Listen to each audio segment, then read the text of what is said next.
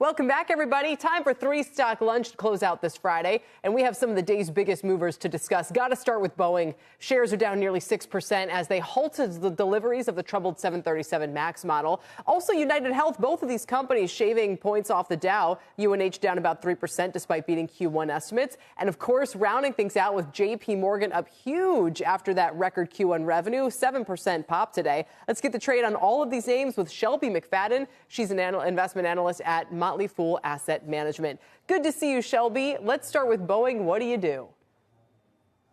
Absolutely great to be back. When it comes to Boeing, it's going to be a hold for me. And it starts with what you mentioned before, those concerns around the near-term top-line impact of those 737 delays. But when we look a little bit deeper into that, we see a little bit more concern about the quality of the supplier network.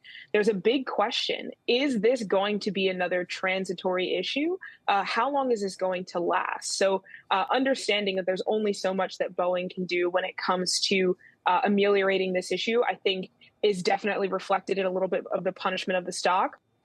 There's also the concern for the fact that this affects a substantial proportion of the 737 backlog, and 737s being such a large portion of the top line sales. And I would be remiss if I didn't think that there was a little bit of extra punishment in there for the fact that it just sometimes seems to be hit after hit.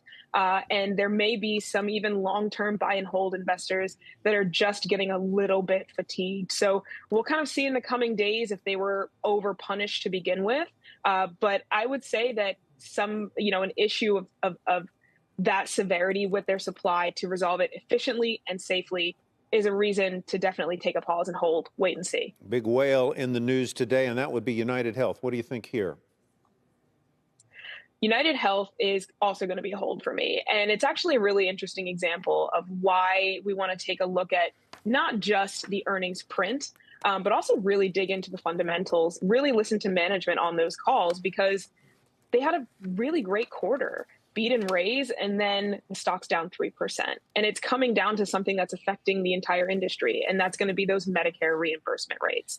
Because United Health can't do anything to control the government and those sorts of decisions, it's an opportunity for me to say, okay, the fundamentals otherwise look really strong. The business is really strong. They're very competitive. Let me go ahead and hold and see if they can show me that they're going to be best in class while everyone is dealing with this. So, again, it's an opportunity to sit back and say maybe the market will, kind of take the foot off of the neck a little bit over the next few days. But it just goes to show that there's a lot more significant than just the print. Quick final word on JP. What's it for you, Shelby? JP a buy for me. And that's because they've delivered on what a lot of us thought would be coming for this quarter following that sort of micro crisis in March for a lot of banks. And what they've done is they've delivered impressive deposit growth, really robust guidance on net interest income. Their capitalization looks great. And even their credit book is surprisingly strong compared to what a lot of expectations were in anticipation of any sort of downturn. So they're a great example of strength in management and the advantage of scale. Yeah. All right, Shelby, good to have you today. Thanks so much. We appreciate it.